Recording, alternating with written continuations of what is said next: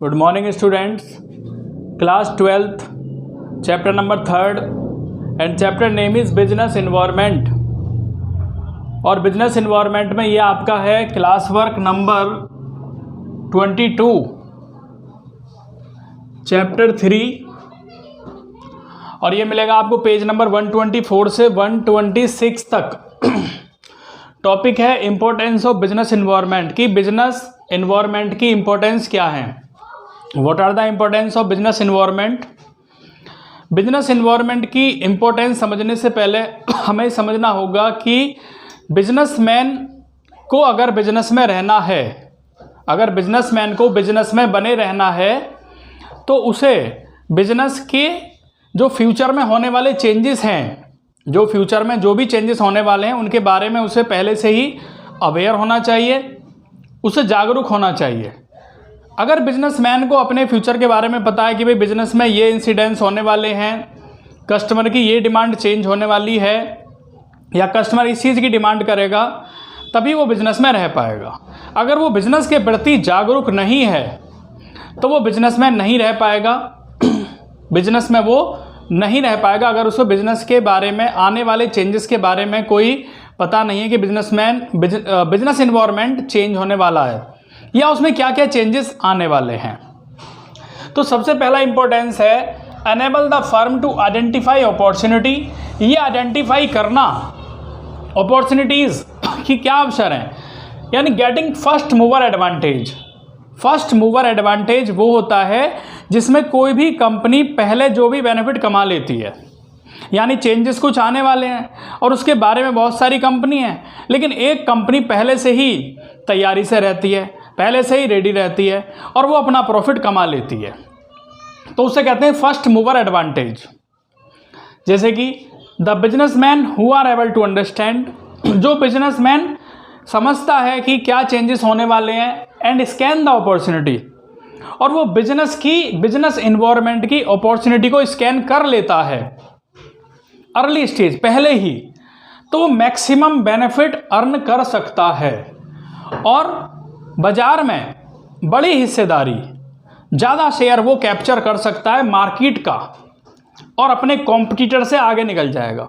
जो भी उसकी कॉम्पिटिटर है, जो भी उसके प्रतियोगी हैं, उनसे आगे वो निकल जाएगा और उनसे ज़्यादा प्रॉफिट वो कमा लेगा। जैसे इसमें हम एक एग्जांपल लेते हैं मारुति कंपनी का, कि मारुति कंपनी एक छोटी कार यानी कि स्मॉल कार, उसने टारगेट किया जो मिडिल क्लास लोग हैं, उनको ज़रूरत है कि भाई एक कार होनी चाहिए उनके पास। तो छोटी कार, क्योंकि वो ज़्यादा पेइंग कैपेसिटी नहीं कर सकते, उतना पैसा खर्च नहीं कर सकते, तो उन्होंने टारगेट किसको बनाया, मिडिल क्लास लोगों को टारगेट बनाया। तो मारुति ने पहले ही ये चीज़ कैप्चर कर ली और वो बाज़ार में इस चीज़ को लेकर के आई, तो ज़्यादा से ज़्यादा मिडिल क्लास ने उसे ख़रीदा और उसे यूज़ किया। तो इसे बोलते हैं फर्स्ट मूवर एडवांटेज। दूसरा, जो आप व्हाट्सअप यूज़ करते हो, सब हम क्या यूज़ करते हैं, व्हाट्सअप यूज़ करते हैं।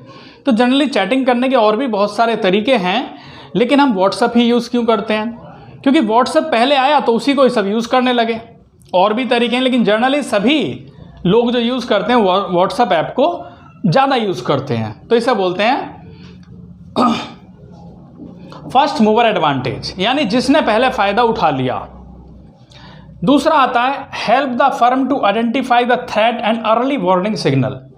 अर्ली वार्निंग सिग्नल मीन्स जो पहले से ही सिग्नल आने लगते हैं कि भाई ये प्रॉब्लम होने जा रही है, कोई दूसरी कंपनी है, कोई विदेशी कंपनी है, वो आपके देश में आके अपना प्लांट लगाने जा रही है।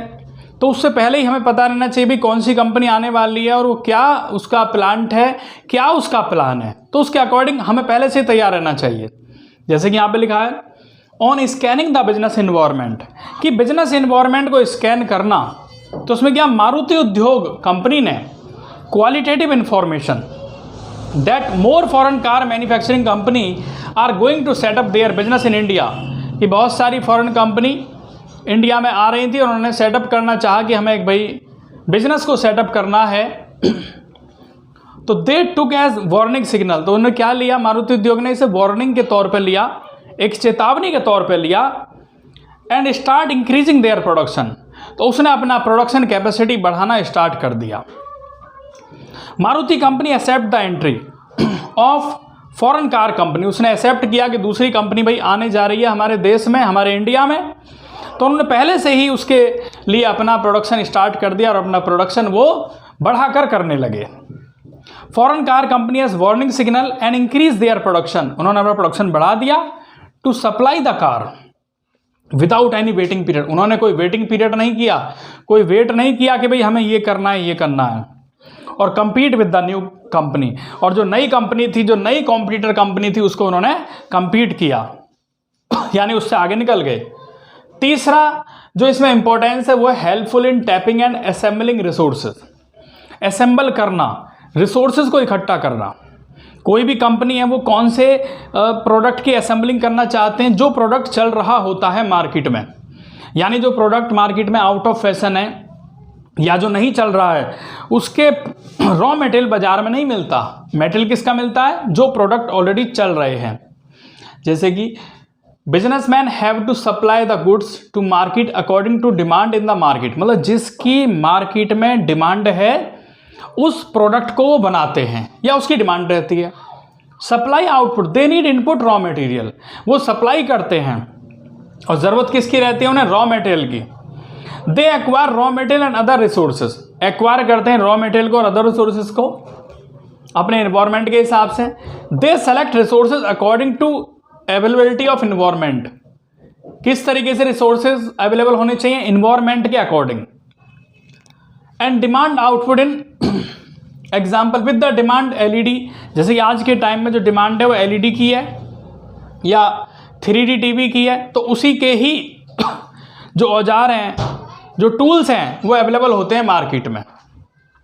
जैसे कि इनके ये नहीं हम इकट्ठा करेंगे भाई कि ब्लैक एंड वाइट टीवी का इकट्ठा कर लो, या जो प्रोडक्ट पहले बन चुके हैं, जो आउट ऑफ फैशन हो चुके हैं, जिनकी मार्केट में अब कोई डिमांड नहीं रह गई है, उनका इक्विपमेंट या उनके टूल्स या उनका रॉ मटेरियल की ज़रूरत इतनी नहीं होती। तो ये थे आपके पहले आपके ये 3 यहाँ पर इम्पोर्टेंस हैं, ये आपको करने। रिमेनिंग इम्पोर्टेंस मैं आपको नेक्स्ट वीडियो में कराऊंगा और ये आपको अपनी नोटबुक में नोट करना है। Thank you.